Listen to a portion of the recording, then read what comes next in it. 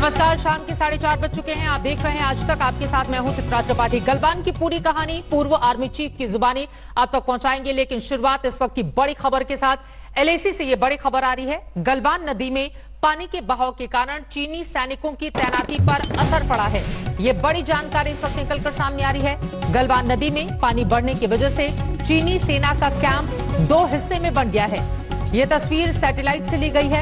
इसमें हाल में चीन की बनाई हुई सड़क भी बह गई है। ये तस्वीर 25 जून की है। ये सड़क नदी के बहाव को कम करने के लिए बनाई गई थी, लेकिन हुआ इसका ठीक उल्टा। नदी के बहाव की वजह से ये सड़क भी पूरी की पूरी बह गई है, जैसा कि इस वक्त आपको आज तक की टीवी स्क्रीन पर देखकर समझ में भी आ रहा होगा। गलवान नदी में पानी का बहाव काफी ज्यादा तेज हो गया, जिसके कारण चीनी सैनिकों की तैनाती पर वहां पर सीधे अब असर देखा जा रहा है। गलवान नदी में पानी बढ़ने की वजह से चीनी सेना के कैंप 2 हिस्सों में इस वक्त बंट चुके हैं। सैटेलाइट से ली गई ये तस्वीरें, जिसमें चीन की बनाई हुई सड़क आपको दिखाई दे रही है। इन तस्वीरों में अगर आप गौर से देखेंगे तो चीन की बनाई हुई वो सड़क भी बह चुकी है। 25 जून की ये तस्वीरें हैं। ये सड़क नदी के बहाव को कम करने के लिए बनाई गई थी, लेकिन हुआ इसका ठीक उल्टा। नदी का बहाव इतना ज्यादा तेज था कि पूरी की पूरी सड़क को वो बहा ले गया, जिसके बाद चीन की सेना को 2 हिस्सों में बंटना पड़ गया है वहां पर, जैसा कि इन तस्वीरों के जरिए आपको समझ में आ रहा होगा। गलवान की नई सैटेलाइट तस्वीर में ये बड़ा खुलासा हुआ है।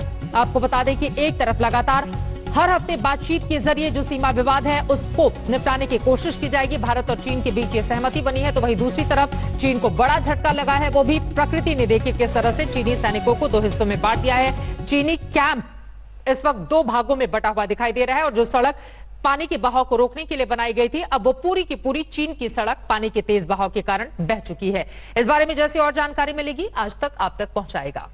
उधर 15 जून को गलवान घाटी में हुई हिंसक झड़प की अब तक आपने जितनी भी कहानी सुनी, उससे ठीक अलग कहानी आज सामने आई है।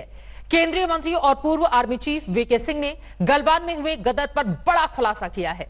15 जून को क्या हुआ था, वीके सिंह की जुबानी पूरी कहानी सुनिए।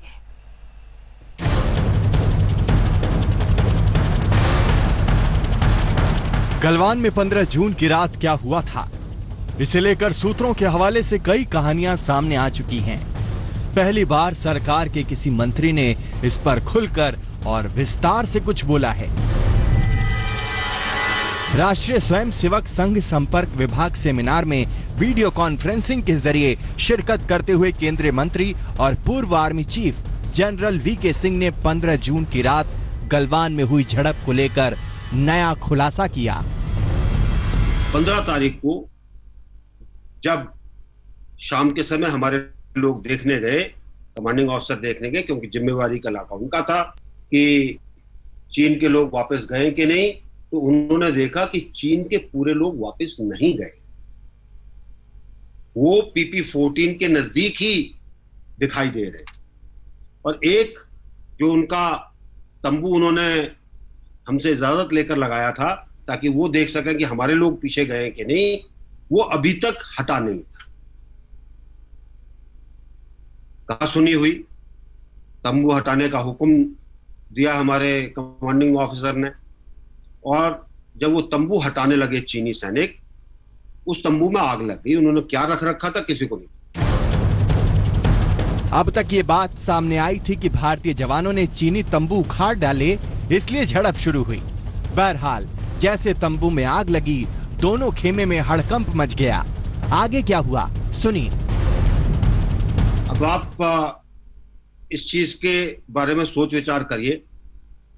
आपका तंबू है, आपसे 100-200 गज, वहां कहा सुनी हो रही है। थोड़ी देर में तंबू उखड़ रहा है और उसमें आग लग जाती है। पहला ख्याल जो सबके मन में आएगा, उन्होंने आग लगाई है, ऐसा ही है ना। तो उसके अंदर वहां पर झड़प हुई, और इस झड़प के अंदर हमारे लोग चीनियों के ऊपर हावी हुए। चीन ने अपने और लोग बुलाए, हमारे लोगों ने भी अपने और लोग बुलाए। चीन के लोग, क्योंकि उनकी तरफ रास्ता थोड़ा ठीक था, थोड़ा जल्दी आ गए। उसके बाद जब हमारे लोग आए तो तकरीबन रात के समय अंधेरे में दोनों सेनाओं के सैनिकों के बीच में जो उनके पास था, हथियार इस्तेमाल करने की इजाजत नहीं है क्योंकि एग्रीमेंट किया हुआ है। दोनों तरफ से भीषण संघर्ष हुआ। लड़ते लड़ते दोनों तरफ से कई सैनिक नीचे श्योक नदी में गिर गए। जमा देने वाले तापमान में बर्फीले पानी में गिरना कई जवानों की जिंदगी पर भारी पड़ गया। उसके बाद जब और लोग आ गए तो उस झगड़े के अंदर कुछ लोग चीन के भी पानी में गिरे, हमारे लोग भी पानी में गिरे। लेकिन चीन की जैसी खासियत रही है, वो आपको कभी नहीं बताएगा कि उनके कितने लोग हताहत हुए, कितने लोग मरे, कितने लोग नहीं मरे। लेकिन जिस तरीके से लोग बाग पानी में गिरे थे या पत्थर से गिरे थे या हमारे लोगों ने जिनकी गर्दनें तोड़ी थी, उसका अगर आंकलन किया जाए तो जो एक शुरू के अंदर एक जो संख्या आई थी 40 से ज्यादा की, वो संख्या सही है। उससे ज्यादा हुए होंगे उसकी हम बात नहीं करते। जनरल वीके सिंह के मुताबिक लेफ्टिनेंट जनरल स्तर की बातचीत में साफ साफ तय हुआ था कि चीन की सेना पीछे हटेंगी। किस पॉइंट पर कितने सैनिक होंगे, सब कुछ विस्तार से तय हुआ था, लेकिन चीन ने इस सहमति का पालन नहीं किया। लेफ्टिनेंट जनरल लेवल पर बातचीत हुई, उसमें हल ये निकला कि जो 15 तारीख से पहले जहां पर था, आने से पहले वो अपनी अपनी जगह जाएं, और एक ये निर्धारित कर दिया गया कि PP-14 पर कितने लोग होंगे, उसके पीछे 2 किलोमीटर दूर कितने लोग होंगे और 5 किलोमीटर दूर कितने लोग। बातों से मुकरना चीन की पुरानी फितरत है, लेकिन पहली बार है जब चीन को करारा जवाब मिला है। उम्मीद है चीन इस सबक को याद रखेगा। आज तक ब्यूरो। केंद्रीय मंत्री वीके सिंह LAC पर ताजा हालात पर भी उन्होंने बातचीत की। उन्होंने साफ साफ कहा कि कैसे भारत और चीन की सेनाएं आमने सामने हैं। वीके सिंह ने चीन की नक्शे वाली चालबाजी का भी पूरा खुलासा किया। बताया कि कैसे चीन नक्शे पर लकीरें खींचकर जमीन हड़पने की साजिश करता है।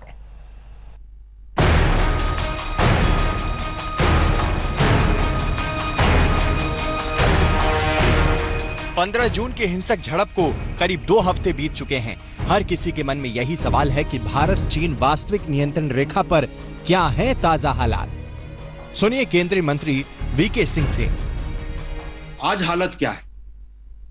हमारे सैनिक और चीन के सैनिक गलवान PP-14 पर, मैं पूरी गलवान नदी अगर बोलूंगा तो फिर कंफ्यूजन हो जाएगा, PP-14 पर आमने सामने है।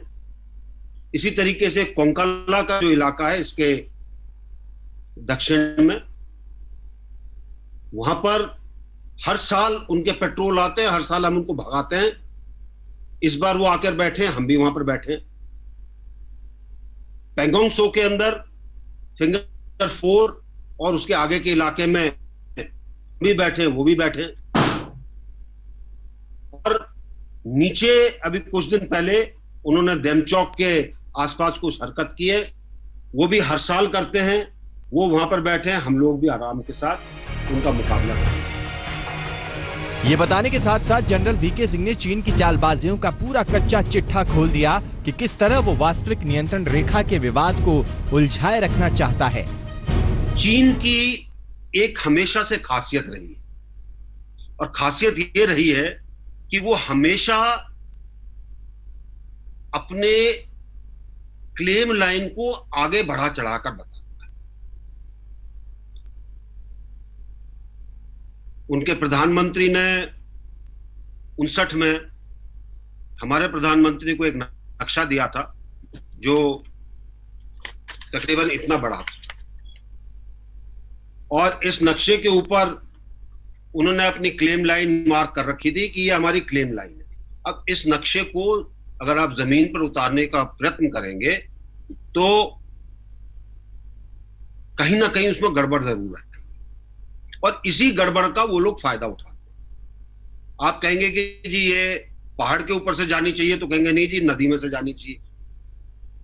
और इसी चीज को लेकर जो लाइन ऑफ एक्चुअल कंट्रोल है उसका एक परसेप्शन बन गया। जनरल वीके सिंह ने यह भी बताया कि एलएसी पर चीनी सैनिक जिस तरह से धक्का मुक्की करते हैं वो भी चीन की चाल का एक हिस्सा ही है। 5-6 साल से धक्का मुक्की शुरू हुई। वो कहते हैं हमको आगे जाना, हमारे लोग उनको रोकते। और अभी भी आपने देखा होगा, चाहे पेंगोंग त्सो का इलाका हो, चाहे गलवान का इलाका हो, चाहे हॉट स्प्रिंग कोंकाला का इलाका हो, चाहे देमचौक का इलाका हो, ये धक्का मुक्की करने की कोशिश करते हैं सिर्फ इसलिए कि हमको अपनी लाइन तक जाना है, ताकि वो वहां पर फोटो खींच सकें। फोटो खींचकर फिर अगली मीटिंग के अंदर दिखाते हैं कि जी हमारा इलाका वहां तक था, देखिए हमारे सैनिक। चीन ये पूरा झगड़ा एक खास डिजाइन के तहत कर रहा है। उसकी नीयत है ऊंचाई के इलाकों पर कब्जा रखना ताकि हाईवे पर नजर रखी जा सके। इस सेना के अंदर कोशिश की जाती है कि डोमिनेशन बाय फायर हो, लेकिन अगर वो नहीं हो पाता तो domination by observation. General V K Singh के मुताबिक इस पूरे झगड़े के पीछे चीन के उस इलाके के कमांडर की निजी महत्वाकांक्षा भी जिम्मेदार है। अपनी पदोन्नति के चक्कर में कमांडर ने दोनों देश को जंग के करीब ला दिया, लेकिन यही कदम उसे महंगा पड़ गया। आज तक ब्यूरो। और इन सब के बीच एक बड़ी खबर आपको दे देते हैं। भारत और चीन के बीच सीमा विवाद को बातचीत के जरिए भी हल करने की कोशिशें लगातार जारी हैं। और बड़ी खबर ये सामने आ रही है कि एलएसी पर तनाव कम करने को लेकर कल अहम बैठक हो सकती है।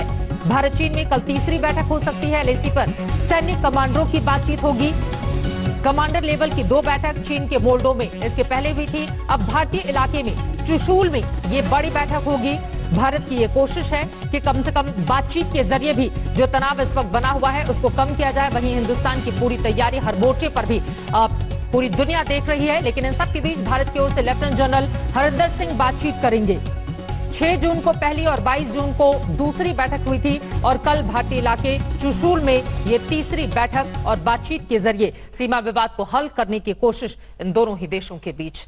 बातचीत के जरिए क्या बड़ी बातें निकलकर सामने आती हैं, कौन कौन से और लोग इसमें शामिल होंगे, हर एक जानकारी विस्तार से आप तक पहुंचाता रहेगा आज तक। एक छोटे से ब्रेक के बाद फौरन लौटेंगे। आप देखते रहिए आज तक। नमस्कार, मैं हूं अंजना ओम कश्यप। हमें उम्मीद है ये वीडियो आपको पसंद आया होगा। लेटेस्ट खबरों के लिए यूं ही देखते रहिए आज तक और इस वीडियो के पसंद आने पर लाइक, शेयर एंड सब्सक्राइब करना ना भूलें।